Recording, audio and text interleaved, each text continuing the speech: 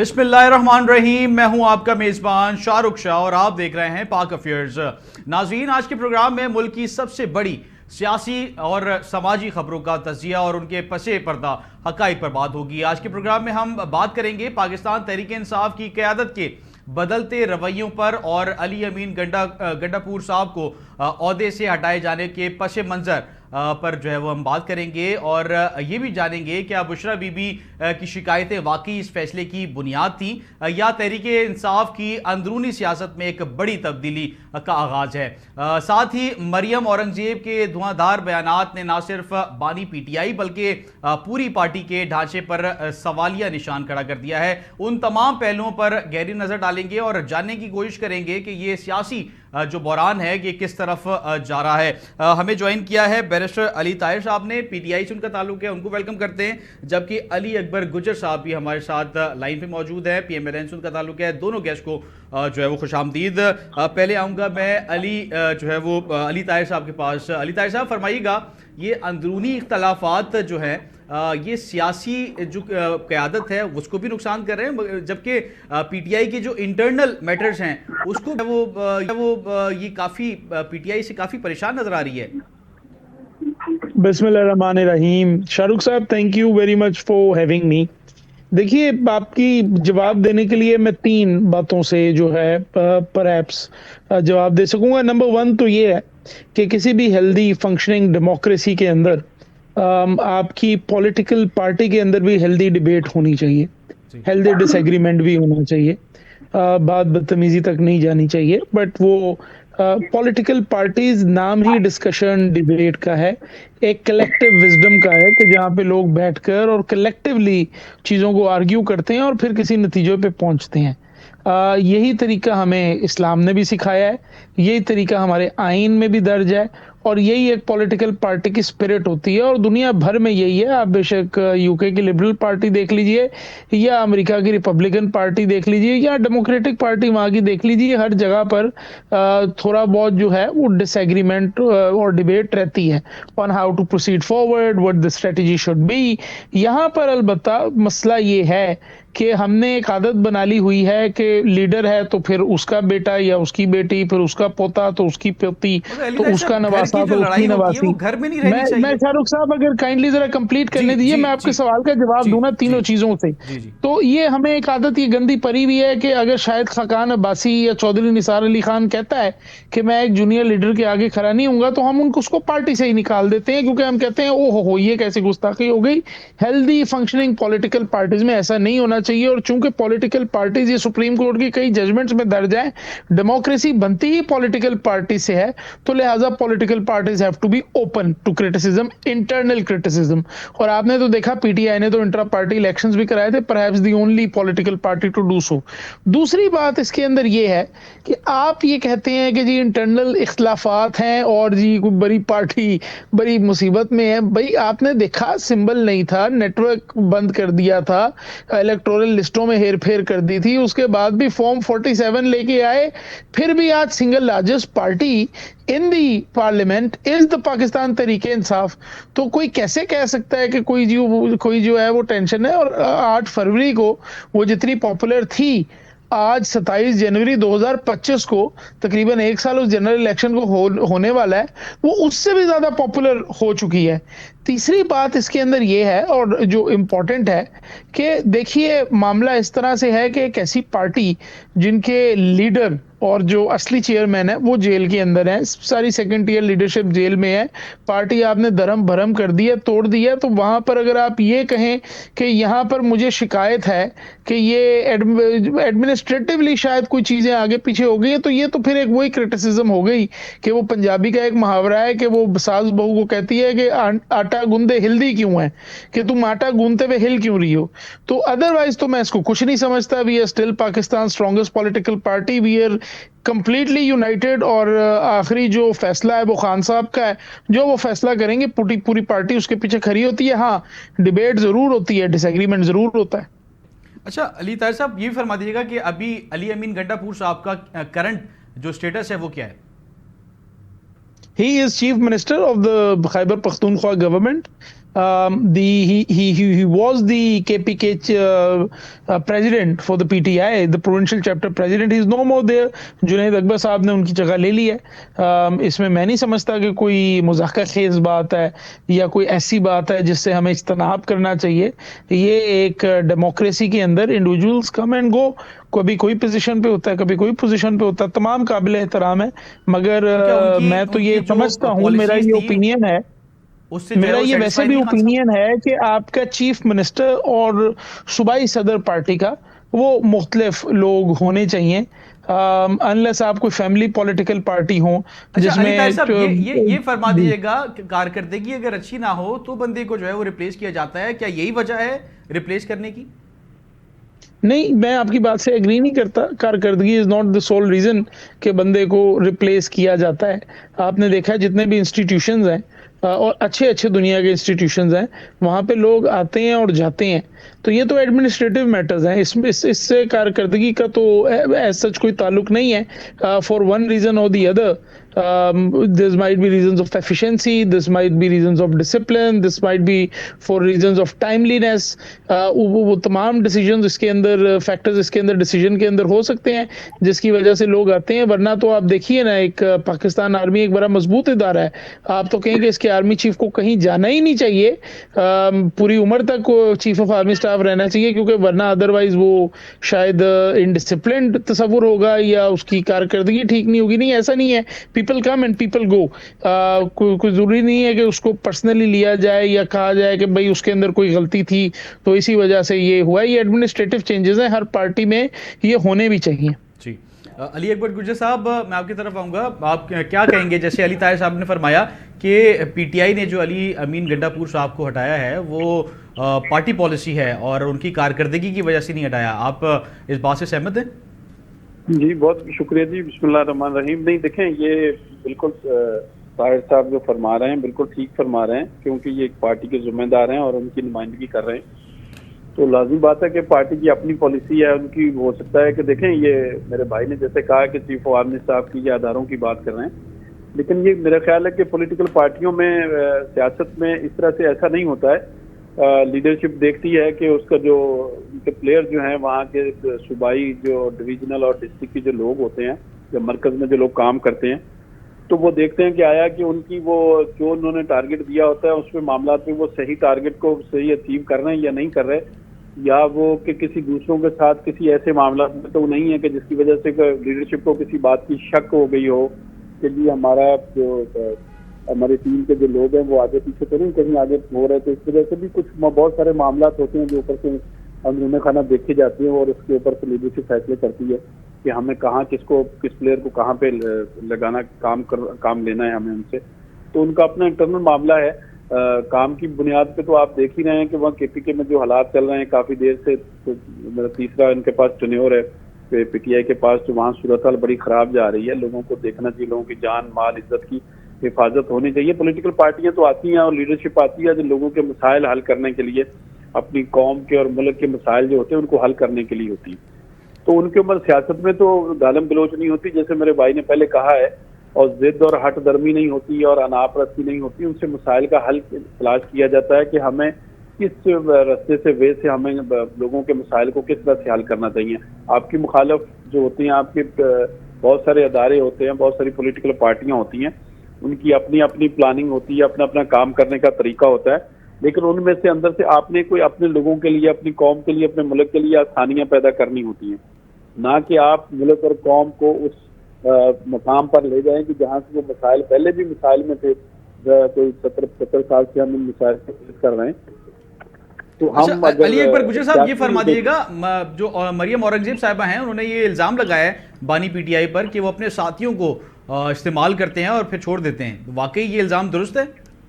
हाँ, नहीं, वो तो देखें, वो तो एक पूरी तारीख है उनकी. वो जब भी अपने जिसने भी उनके ऊपर एहसान किया, खान साहब के ऊपर, जिन्होंने भी उनके ऊपर के लिए अच्छा किया, वो आपको बड़ी बात याद होगी कि ये शौकत खानम जो हॉस्पिटल था, वो आपको पता है कि मियां नवाज शरीफ साहब ने उनको वहां पे उनको दिया था, और 50 करोड़ रुपए उस दौर में जो दिए थे मियां नवाज शरीफ साहब ने, और उसकी तख्ती जो थी, उसकी जो इफ्तिताह जो था वहां पे मियां नवाज शरीफ साहब का लगा हुआ था. तो इन्होंने तो उसका वहां से वो तख्ती भी हटा दी थी, और अब इनका जो अपना हॉस्पिटल की जो वो अपनी एक तारीख जो हिस्ट्री जिसमें उनका मियां नवाज शरीफ का नाम लिखा हुआ था कि उन्होंने हमें जगह दी और हमें 50 करोड़ रुपए दिए थे, तो इन्होंने तो वो भी वहां से गायब कर दिए। तो एहसान फरामोशी तो उनके बुनियादों में भरी हुई है। तो जिसके साथ लगे बाजवा साहब को क्या, उनके बारे में क्या राय होती थी खान साहब की और उनकी लीडरशिप की, और उनके लोग उनको कहते थे कि जो आर्मी चीफ जो होता है बाप की जगह पे होता है और दूसरों के बारे में कहते, तो वाकई वो आपके पास पूरी एक हिस्ट्री है। परवेज इलाही के बारे में क्या कहते थे और जिस तरह से वो बात करते थे, पहले उनको चोर डाकू कहते थे, फिर उनको साथ बिठा के बैठ गए। शेख रशीद के बारे में उनकी क्या राय होती थी।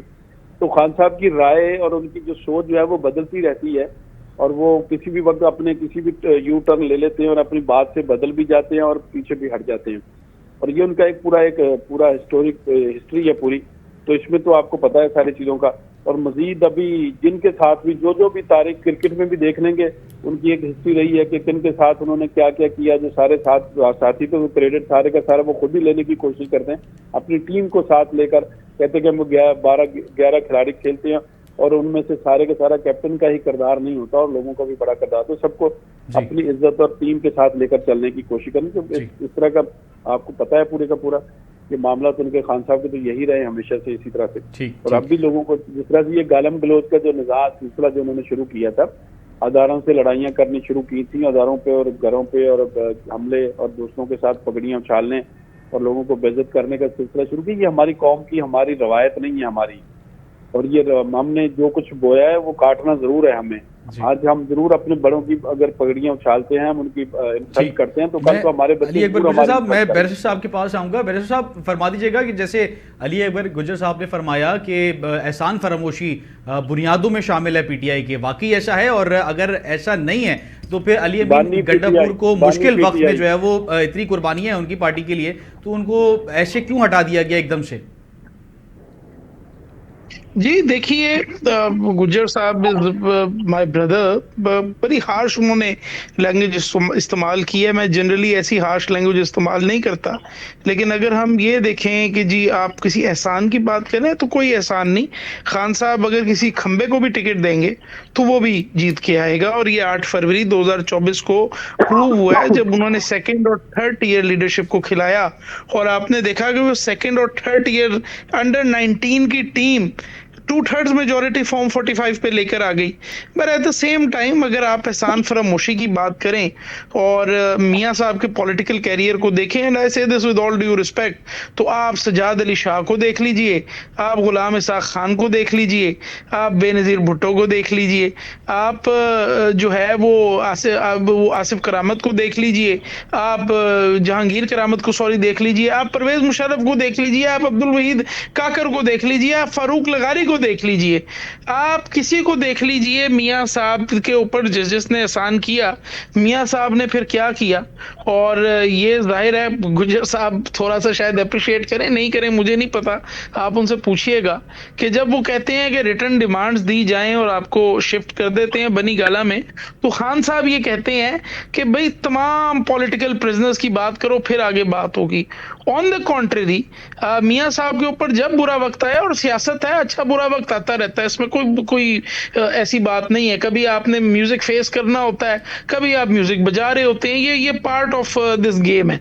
तो लेकिन मियां साहब के ऊपर आप देखिए जब भी बुरा वक्त आया, बेशक वो 1999 में आया जब वो जद्दा चले गए थे, तो पीछे ये साद रफीक भी बेचारा अंदर था, बाकी भी ये परवेज रशीद साहब भी अंदर थे, ख्वाजा आसिफ भी अंदर था, सब अंदर थे, मियां साहब बाहर चले गए थे। इसी तरह जब ये ब्लड प्लेटलेट्स वाला आया तो आप देख लीजिए कई लीडर्स ने कई महीने जेल काटी, बट मियां साहब जो हैं वो ब्लड प्लेटलेट्स का कहकर कि मेरे बहुत ज्यादा गिर गए हैं और मैंने बढ़ाने हैं, तो वो लंदन चले गए थे 4 हफ्ते के लिए, और उसके बाद वो वापस ही नहीं आए। तब तक वापस नहीं आए जब तक खान साहब की हुकूमत में गए थे लेने के लिए बायोमेट्रिक मशीन एयरपोर्ट तक उनका इस्तकबाल करने नहीं पहुंची। और वो मिदहोश जो पिजन्स जो थे वो जब तक तैयार नहीं हुए कि मेरे मियां साहब उनको अपने हाथों पे बिठाएं, तब तक वो वापस नहीं आए। तो परहैप्स ये पाकिस्तानी पॉलिटिक्स में एक पैराडाइम शिफ्ट है जो हम देख रहे हैं। तो साहब आप उनको रोक भी तो सकते थे, अगर आपके कहने का अगर मकसद ये है कि उनको उनके प्लेटलेट्स सही थे। और मेरे ख्याल से मेरे ख्याल में देखिए मामला इस तरह से है कि मेरे ख्याल में उनको जाने इस तरह से नहीं देना चाहिए था कि जहां पर शायद एस्टेब्लिशमेंट के कहने पे जाने दिया, उनको जाने देते और फिर आप कह रहे हैं कि बाकी उनके कहने पे जाने दिया था? नहीं, this is an open secret ना, this is an open secret. ये तो टीवी के ऊपर सारा कुछ आ गया है। बिल्कुल इसी तरह जैसे परवेज मुशर्रफ को नून लीग ने जाने दिया था जब ये लोग हुकूमत में थे, और राहील शरीफ ने कहा कि जी मैंने परवेज मुशर्रफ को बाहर भिजवाया, परवेज मुशर्रफ ने खुद टीवी पे बैठ के कहा। तो ये तो एक विशियस सर्कल है जो कंटिन्यू होता जा रहा है। बट गुज्जर साहब एक बात कर रहे थे यू टर्न की। द प्रॉब्लम इज चलें, मान लिया जी कि पीटीआई यू टर्न ले लेती है, मगर मसला ये है कि जिस तरह के यू टर्न छोड़िए डब्ल्यू टर्न नून लीग लेती है, इसकी तारीख नहीं मिलती। यानी कि आप देखिए कि from general Ziaul Haq to the civilian face of democracy to the IJI with General Hamid Gul, to restoration of democracy, to Mr. General Asim Munir. This is the career of Pakistan Muslim League Noon, जहां पे वो U turn नहीं लेते, वो ऊपर से खाई में गाड़ी अपनी डाल देते हैं नीचे। एक जगह कहते हैं वोट को इज्जत दो, और उसके बाद आज आप पोजीशन देख लीजिए कि बूट को इज्जत दो, और बस बूट ही बूट नजर आता है। ना इंटीरियर मिनिस्टर अपना है, ना फाइनेंस मिनिस्टर अपना है, ना कोई अपनी पॉलिसी कर पा रहे हैं। मुझे तो पता है कोई देखे सियासत, ये जो पीका के कवानीन आ रहे हैं, शाहरुख साहब आप मुझे बताइए, कोई सियासतदान जो है वो ये कह सकता है कि आप ये लेके आए अमेंडमेंट्स और आप पूरी सहाफती बरादरी को भी नाराज करें, और कल को आप अपनी गर्दन भी उसके अंदर दें कि जिसका जब दिल करे किसी को अरेस्ट करके ले जाए कि तुमने तमस्खुर उड़ा दिया है। तो अब ये कौन पीछे से करवा रहा है? और देखें आप अगर सामने सिविलियन फेसेस बन के बैठे हुए हैं तो आपसे फिर पूछा तो जाएगा कि you started from general Ziaul Haq and your legacy ended at general Asim Munir. This is your entire political history.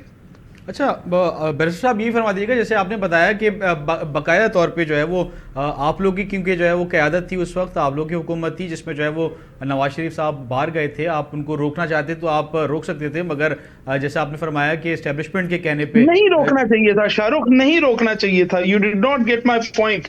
उनको नहीं रोकना चाहिए था। अच्छा है वो देखे ना, if somebody is going, he is running away, तो वो लोगों को दिखा के जा रहे हैं कि भाई मैं ये सख्त वक्त बर्दाश्त नहीं कर सकता। मतलब ये है कि उस वक्त जो हुकूमत बनी थी वो भी अवामी मैंडेट तो नहीं था। शायद इस वक्त जो अनपॉपुलैरिटी है नून लीग की, वो शायद इसी वजह से है ना कि वो चले जाते हैं और फिर वापस तब आते हैं जब उनको गारंटियां मिलती हैं, और खान साहब जो हैं वो जाने को तैयार नहीं है, वो बैठे हुए हैं। ये पॉपुलैरिटी और अनपॉपुलैरिटी, यही तो मैट्रिक्स है जो हमें नजर आ रहा है, ये सीधा सीधा उसका कॉन्सिक्वेंस है। ठीक है, अली अकबर गुजर साहब फरमाइएगा, जैसे कि जो है वो बैरिस्टर साहब ने फरमाया कि उनको जाने देना चाहिए था, और एस्टेब्लिशमेंट ने जो है वो उनका प्रेशर था जिसकी वजह से खान साहब ने जो है वो उनको जाने दिया। वाकई ऐसा था या खान साहब की वाकई तबीयत खराब थी? सुने मेरी बात सुने, वो तो तारीख का एक हिस्सा है। सारी बातें आप भी जानते हैं, बैरिस्टर साहब भी जानते हैं, और पूरी कौम जानती है कि नवाज शरीफ साहब कैसे गए थे। 99 जो आया था, तो वो आपको ये भी पता होना चाहिए कि हमने 99 को कैसे फेस किया था। हमारी लीडरशिप बाहर गई थी, लेकिन पार्टी ने पूरी ने फेस किया था। हम लोग जेलों में, मेरा ख्याल है कि बैरिस्टर साहब की मुझे नहीं पता कि अब ये कब से कितनी एज है, मुझे याद नहीं है, लेकिन हम तो कम से कम 30 से 35 साल से हम इस मार्केट में, अल्लाह का शुक्र है, इस कराची में रहते हैं। 95 में मैं काउंसलर था यहाँ से कैंट बोर्ड में, और 2002, 8, 13, 17, 18, 24 के इलेक्शन हम यहाँ कराची शहर में ही लड़ते रहे। मुझे आई डोंट नो कि मैं बैरिस्टर साहब कराची से ताल्लुक रखते हैं या सिंध से हैं या पंजाब से, कहाँ से मेरे भाई का ताल्लुक है, कराची से, लेकिन जरूर जानते होंगे हमें। लेकिन हमने यहाँ पे कराची में भी फेस किया है सारे चीजों को, और पाकिस्तान में भी फेस किया है। 99 आया तो हम लोग सारे के सारे मार्केट में बैठे थे, और अभी भी जब खान की हुकूमत आई है तो हमारी सारी की सारी लीडरशिप जेलों में थी। आपको ये भी इनको पता है, इन्होंने खुद भी रिपीट किया है। लेकिन एहसान फरामोशी की मैं बार आपसे ये कह रहा हूँ कि देखिए, मैं कोई पॉइंट स्कोरिंग या बहस नहीं करना चाहता इसमें से, लेकिन मैं एहसान की बात कर रहा था कि जो आपकी जात पे, आपकी बुनियादों के ऊपर जिन्होंने एहसान किया हो, जिन्होंने आपको प्रमोट किया हो, जिन्होंने इनको आपको इज्जत दी हो, आगे लाया, उंगली पकड़ के आगे लेके आए हो, तो हमारा करामत से या उनसे दूसरों से जिनका चीफ का इन्होंने काकड़ का और 3, 4, 6 लोगों का जो जिक्र किया है, इसहाक खान का, और इसहाक खान का हमारे ऊपर कोई एहसान नहीं था, फारूक लगारी का हमारे ऊपर कोई एहसान नहीं था, ना किसी दूसरे करामत का, ना दूसरे काकड़ का, या किसी आसिफ साहब का जो कोई थे बाजवा का, या किसी का। हम लेके आए थे परवेज मुशर्रफ को भी, लेकिन जो किरदार उन्होंने किया था, तो हमने इस पाकिस्तान के लिए, इस पाकिस्तान के आइन के लिए, कौम के लिए हमने आज भी लड़ खड़े हैं और पहले भी हम खड़े हुए थे। ये तो एक झटका लगा है। खान साहब ने तो सारी जिंदगी परवेज मुशर्रफ के लिए एक सीट जीतकर खड़े हो गए थे प्राइम मिनिस्टर बनने के लिए। उनके वहाँ जो रेफरेंडम में जाके खान साहब वहाँ उसको रेफरेंडम उनको जिताने के लिए मार्केट में मौजूद थे। और फिर जो मैं बड़ा पुराना जानता हूँ खान साहब को भी, जहाँ कराची में जब आते तो 200 लोगों से ज्यादा खान साहब के लोग इकट्ठे नहीं होते थे 92, 93, 4, 5, 6 के बाद अगर आदमी जब भी आते थे वो। तो ये तो एक वो करिश्मा था जिन लोगों का, जिन्होंने किया तो खान को लेके आए थे, तो उनको पता चल गया कि हमने ऐसे शख्स को लेके आए हैं, तो उनके साथ क्या किया जो इनको लेके आए। तो उनको जितना इन्होंने खान ने जो उनके साथ जो किया, उनकी माँ बहन की है ना, तो उनके भी स्थानों को आप उनको जरूर मद्देनजर रखें। लेकिन पॉलिटिकल पार्टियां, पॉलिटिकल सिस्टम में तो लोगों को, लेकिन लोगों के मसाइल हल करने होते हैं, लोगों के अच्छा, अली अकबर गुजर साहब फरमाइएगा कि फिर पीटीआई ये क्यों क्लेम कर रही है कि ये फॉर्म 47 की हुकूमत है? अगर जो है वो माजी में जो करता धरता है वही पीटीआई को भी लेके आए थे।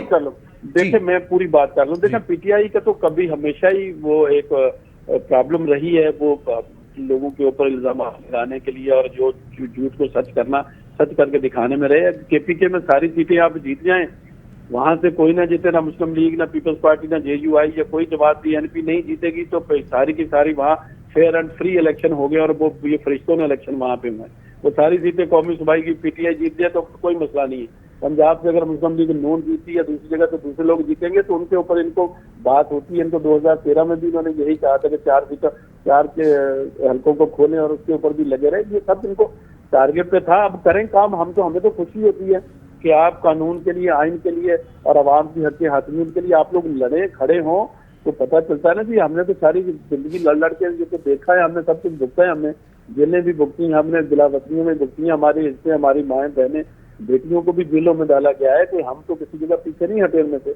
अब तो खान को तो सिर्फ एक खान है आपका जो जेल में बैठा हुआ, पर साथ वो उनकी जो माशाल्लाह से उनकी भी एक पूरी तारीख है। मैं बैरिस्टर साहब से ये अर्ज करता चला हूँ कि लोगों की तारीख, हिस्ट्री उनके माजी से देखी जाती है। तो वो जो मोहतरमा हमारी मुस्रा बीबी है, मेरे लिए बड़ी काबिल रिस्पेक्टेबल है।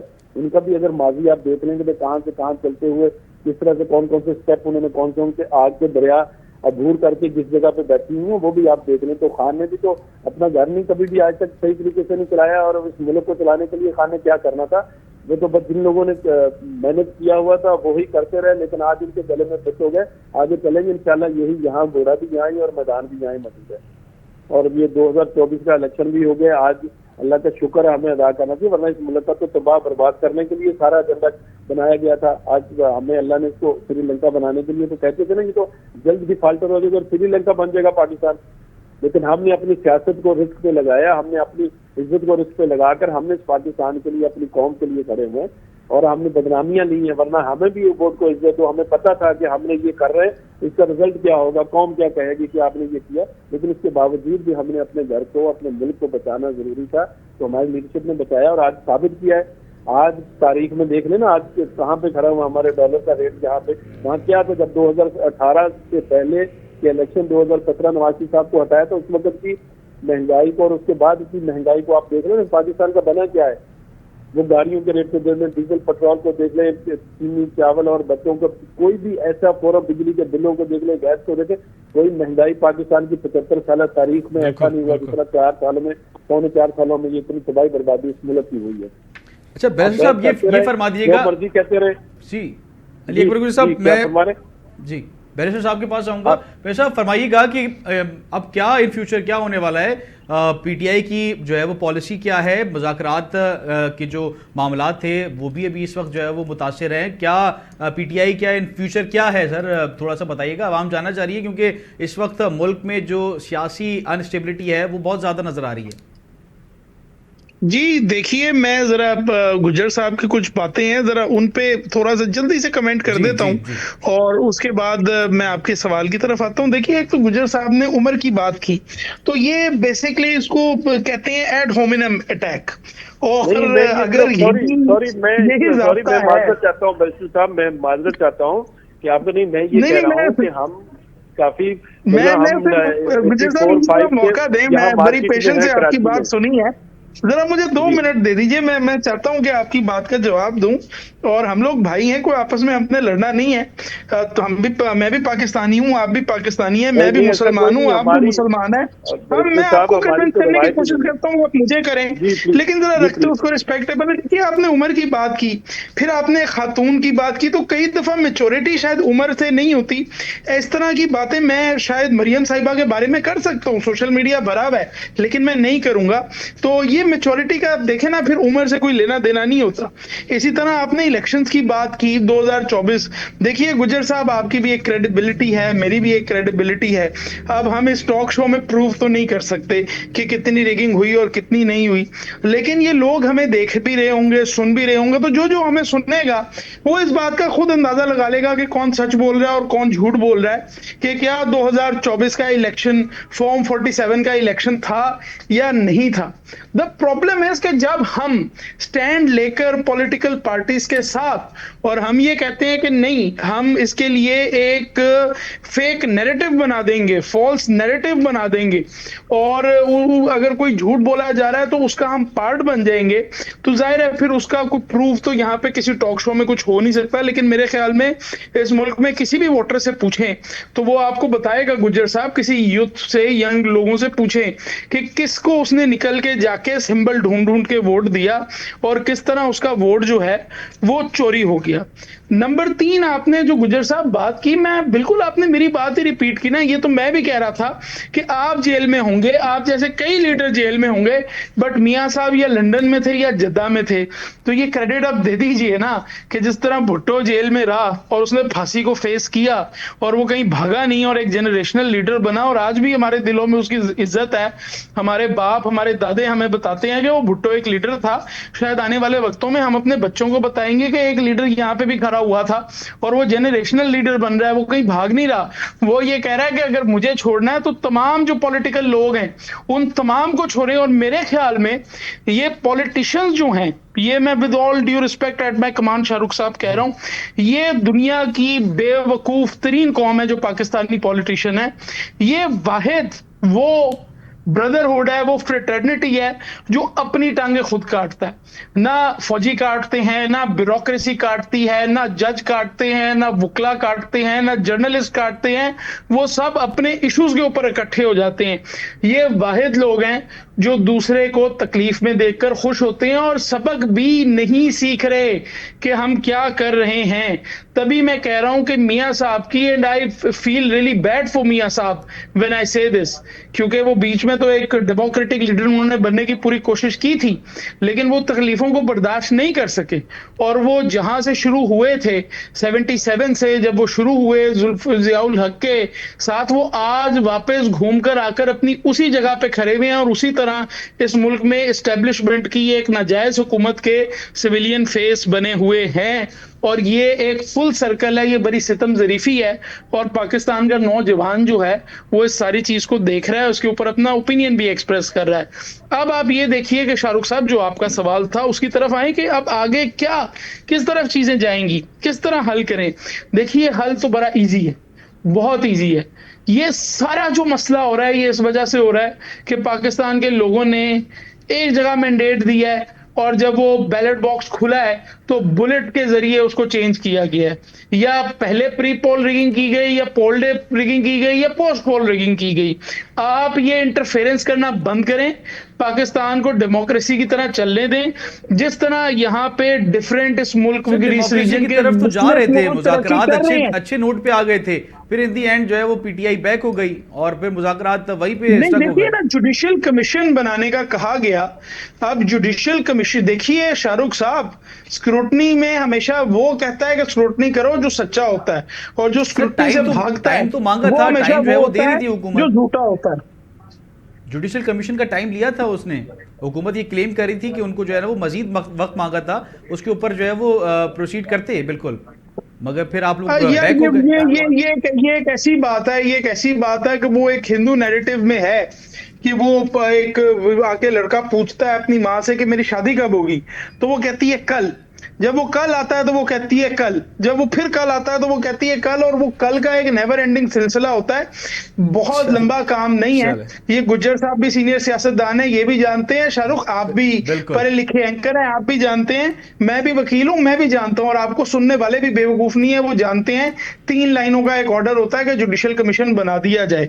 कोई इतनी बड़ी बात नहीं है। इस तरह के 10,000 नोटिफिकेशन रोज इस मुल्क में निकलते हैं, एक जुडिशियल कमीशन का क्यों नहीं निकल सकता? आखिर इतनी क्या उसके ऊपर डिस्कशन करनी है? देखिए, अगर आप ये कहेंगे कि मैं टाइम बाय करूं और दूसरे को जो है पॉलिटिकली डिफीट करूं टाइम बाय करके मक्कारी के जरिए, ये तो नहीं ना होने दिया जा सकता। बिल्कुल। ये तो साहब हमें ज्वाइन किया है पीपल्स पार्टी से आसिफ खान साहब ने, उनको वेलकम करते हैं। अस्सलाम वालेकुम आसिफ साहब, फरमाइएगा। जैसे बैरिस्टर अली ताहिर साहब ने फरमाया कि भुट्टो साहब एक बड़े लीडर थे, उन्होंने जो है वो मुल्क के लिए जो है वो काफ़ी कुर्बानियाँ भी दी और एक मिसाल है, एक हिस्ट्री में उनका नाम है। उसी तरीके से एक तरीके से खान साहब भी उन कुव्वतों से जो है वो लड़ रहे हैं और एक जो फेस है वो कर रहे हैं तमाम प्रॉब्लम्स को। तो आप क्या समझते हैं कि कंपैरिजन तो खैर जो है वो हम किसी को कंपेयर नहीं करेंगे, मगर आप क्या समझते हैं कि खान साहब जो कर रहे हैं वो इस वक्त इस सिचुएशन के लिहाज से ठीक है? देखिए जी, आपने कंपैरिजन की बात की है तो भुट्टो साहब, शहीद जुल्फिकार अली भुट्टो साहब की मुल्क के लिए बहुत बड़ी कुर्बानी है। इस मुल्क क्या इस्लामी ब्लॉक के लिए, इस्लामी कंट्रीज के लिए बहुत बड़ी बड़ी कुर्बानी है, और उस कुर्बानियों की तवज्जुह से आज भी पाकिस्तान में रहने वाली अवाम, हम सब कहते हैं कि कल भी भुट्टो जिंदा था, आज भी भुट्टो जिंदा है। उसकी कुछ वजूहात है, न्यूक्लियर प्लांट से और चीजें हैं। अभी थोड़ी देर पहले मैं बैरिस्टर साहब की बात सुन रहा था कि एक जमहूरी दौर नहीं चलने दिया जा रहा है। देखिए, जमहूरी दौर चल रहा था 2017 में बहुत अच्छी तरीके से। 2013 से लेकर 2018 की जो टेन्योर था कौमी असेंबली, सूबाई असेंबली को, बहुत अच्छा जमहूरी दौर गुजर रहा था, चल रहा था। तो कभी धरने दिए जाते थे, कभी 126 दिन का धरना था, कभी एम्पायर की उंगली थी। तो गैर जमहूरी कुव्वतों को तो इन्होंने खुद दावत दी थी। और 2018 के इलेक्शन में फिर हुआ ये कि आरटीएस बैठ गया। वो जो लेके आए थे वही अब इनको वापस ले गए। तो अब ये गिले शिकवे तो इनके बनते हैं, बिल्कुल वो उनसे बन सकते हैं, या फेडरल गवर्नमेंट जिनकी है जो उनके साथ मुज़ाकरात कर रहे हैं या कर नहीं पा रहे वो उनका, और फेडरल गवर्नमेंट मुस्लिम लीग नून का इशू है।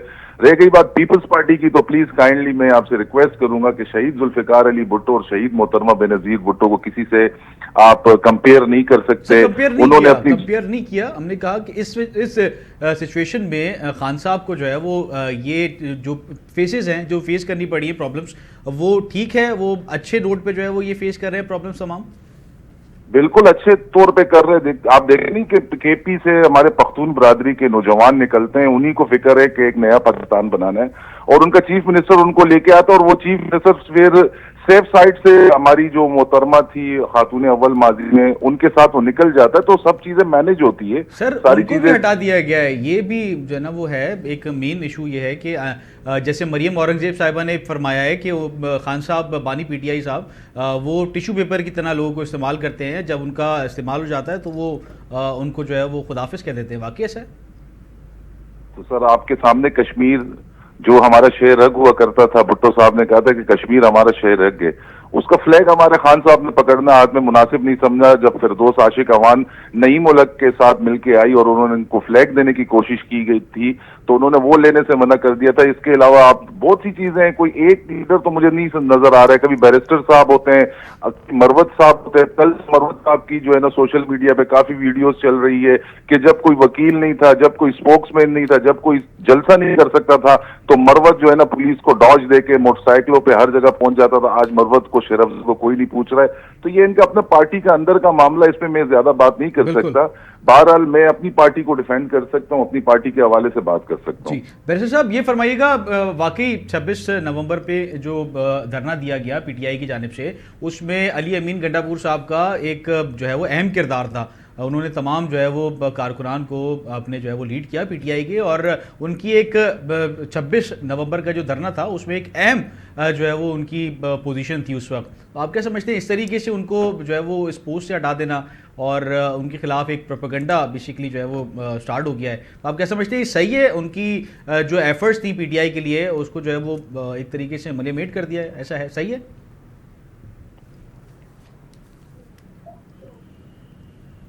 जी बैरिस्टर साहब, आवाज आ रही है? वो जी आसिफ साहब, ये भी फरमा दीजिएगा कि वाकई जो इन्होंने किया है इस तरीके से, तो ये सही है तरीकेकार पीटीआई की जानिब से जो ये किया गया? अली अमीन गड्ढापुर साहब को, एक वजीर आला हैं केपी के, उनको जो है वो हटा दिया गया। पॉलिटिकल पार्टी हो, ये पॉलिटिकल पार्टी नहीं है, ये एम्पायर की उंगली पे आए थे और एम्पायर की उंगली के साथ ये वापस चले गए हैं। मैं एक जमहूरी जमात का एक तालिब इल्म भी हूं और उसका वर्कर भी हूं। मैं आपसे जमहूरी तर्ज पे बात कर सकता हूं। ये जिस तरीके से लाए गए थे आरटीएस बिठा के, इसी तरीके से इनको ले जाया है वापस। अब इनको गिला शिकवा हो रहा है, बस मैंने समंदर कूजे में बंद करके आपको दे दिया। इसमें बहुत सी बातें आ जाती है। ठीक, आसिफ साहब ये भी फरमा दीजिएगा कि पीटीआई पीपल्स पार्टी की जानिब से हुकूमत पे जो है वो तनकीद का आगाज़ कर दिया गया है। पीपल्स पार्टी भी हुकूमत पे जो है वो तनकीद करती हुई नजर आ रही है, उनकी जो पॉलिसीज़ हैं उनके ऊपर भी तनकीद की जा रही है। तो इस वक्त हुकूमत पे प्रेशर डालने की कोशिश की जा रही है। अब पीपल्स, पहले पीटीआई कर रही थी, अब पीपल्स पार्टी कर रही है, तो ये हुकूमत पे प्रेशर बिल्डअप नहीं हो जाएगा ज़्यादा? देखिए जी, हम तो ब्लैकमेलिंग की पॉलिटिक्स पे चेयरमैन बिलावल भुट्टो जरदारी और हमारे मर्दे होर आसिफ अली जरदारी, फरियाल तालपुर साहिबा इस पे बिलीव ही नहीं करते। मसला इस वक्त ये है कि हमारा जो सिंध का पानी है, जो कि पंजाब से होता हुआ हमें सिंध में आके और फिर मेगा सिटी कराची तक वो पहुंचता है बड़ी मुश्किलों से। 5 कैनाल्स निकाल रहे हैं वहां से पंजाब के लिए। पंजाब हमारा बड़ा भाई तो है, लेकिन वो बड़े भाई होने का सबूत नहीं दे रहा। वो छोटे भाइयों के साथ सौतेले भाइयों का सलूक कर रहा है, जिसकी वजह से सीईसी की मीटिंग कॉल की गई है। लोकल बॉडीज के इलेक्शन वो नहीं करा रहे पंजाब में, इस्लामाबाद में हमने करा दिए हैं, सिंध पूरे में हो चुके हैं। यहाँ पे नाजमीन भी है, म्यूनसिपल सहूलियात, बल्दियाई नुमाइंदे मौजूद है, म्यूनसिपल सहूलियात दे रहे। लेकिन अफसोस होता है कि ये अपने आप को जमहूरी पार्टी भी कहते हैं और न वो लोकल बॉडीज के इलेक्शन करा रहे, और उल्टा सूबा सिंध के पानी पे शबे खून मारने जा रहे, जो कि हम नहीं होने देंगे। अच्छा आसिफ साहब, ये भी फरमा दीजिएगा, जो ताजिर बरादरी हैं, अभी आज जो मुलाकात हुई है, ताजिर बरादरी ने ये क्लेम किया है कि मुराद अली शाह जो है वो हमसे आप ले लें और मरियम नवाज साहिबा हैं उनको आप दे दें, उनकी कारकर्दगी जो है वो अच्छी है। तो आप क्या समझते हैं, वाकई ऐसा है? कारकर्दगी की कंपेयर करें तो लोग ये खास तौर पे बिजनेस कम्युनिटी ये क्लेम कर रही है कि उनकी मरियम नवाज साहिबा की कारकर्दगी ज़्यादा अच्छी है और वो डिमांड कर रहे हैं कि वो सिंध पे जो है वो एज अ वजीर आला की हैसियत से जो है वो काम करें। देखिए जी, इसकी तरदीद वो ताजिर हजरात खुद भी कर चुके हैं। तीक मीर साहब ने कहा कि वो लाइटर मूड में जब प्रोग्राम चल रहा था तो गपशप में हमने ये बात की। बाकी मुराद अली शाह कर फेल चीफ मिनिस्टर था, तो पंजाब से आज किडनी चेंज करने के लिए हमारे पंजाब के लाहौर के, गुजरावाला, गुजरात, साहिवाल, बावलपुर के लोग जिगर ट्रांसप्लांट, गुर्दे ट्रांसप्लांट करने के लिए trauma centre, civil hospital, cardio क्यों आते हैं? जब हमारी कारकर्दगी नहीं है तो पंजाब, केपीके, पेशावर और बलूचिस्तान से मरीज क्यों आ रहे हैं? मैं आपको सिर्फ सेहत के बारे में ये बता रहा हूँ। बाकी बिजनेस आप देखें, पूरा सिंध सूबे में अल्हम्दुलिल्लाह कहीं पे दहशतगर्दी नहीं है। थोड़े बहुत मामला थे वो कच्चे के डकुओं का, उसको भी कंट्रोल कर दिया। बाकी केपीके देख ले, आप पंजाब देख ले, वहां पे जो हालात चल रहे हैं, खुसूसन केपीके के, पंजाब पूरा आपका यहाँ के बिजनेस कर रहा है, तो चीफ मिनिस्टर का कंट्रोल है इस सूबे पे, लॉ मिनिस्टर का कंट्रोल है इस सूबे पे। और वो उन्होंने कहा, मैंने मजाकन ये बात की थी, लाइटर मूड में की थी, उनका मजाक जो है वो आपकी खबर बन गई। तो आप क्या समझते हैं कि जो मौजूदा वजीर आला हैं मुराद अली शाह, वो सही काम कर रहे हैं और उनको मजीद कंटिन्यू पीपल्स पार्टी करेगी, ये पूरे 5 साल जो है वो कंप्लीट करवाएगी?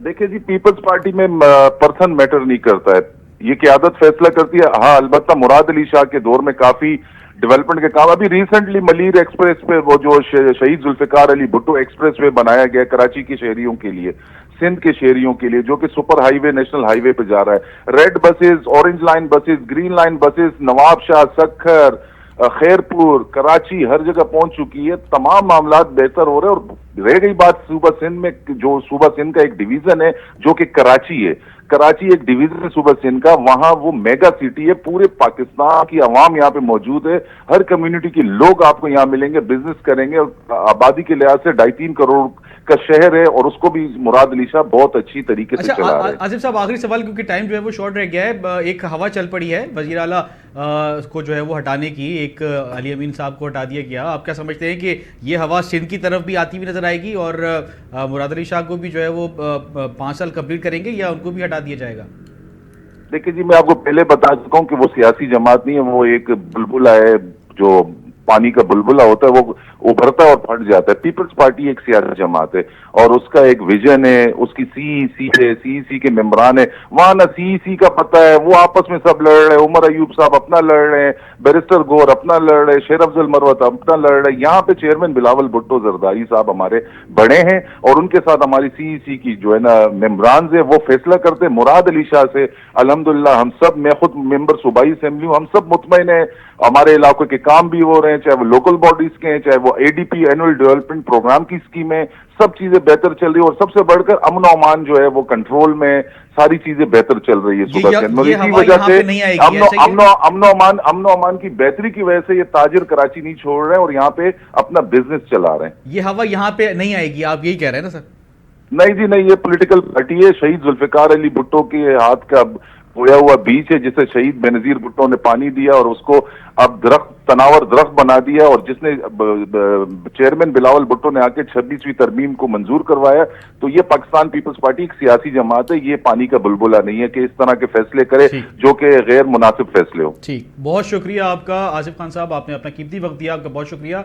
नाजरीन, आज के प्रोग्राम में हमने अली अमीन गंडापुर को ओहदे से हटाने के फैसले के पीछे जो है वो छुपे हकाइक, बुशरा बीबी के असर रसूख और तहरीक इंसाफ की अंदरूनी सियासत पर गहरी बात की है और ये सूरत हाल तहरीक इंसाफ बल्कि पाकिस्तान की सियासी फिजा पर भी गहरे असरात डाल सकती है।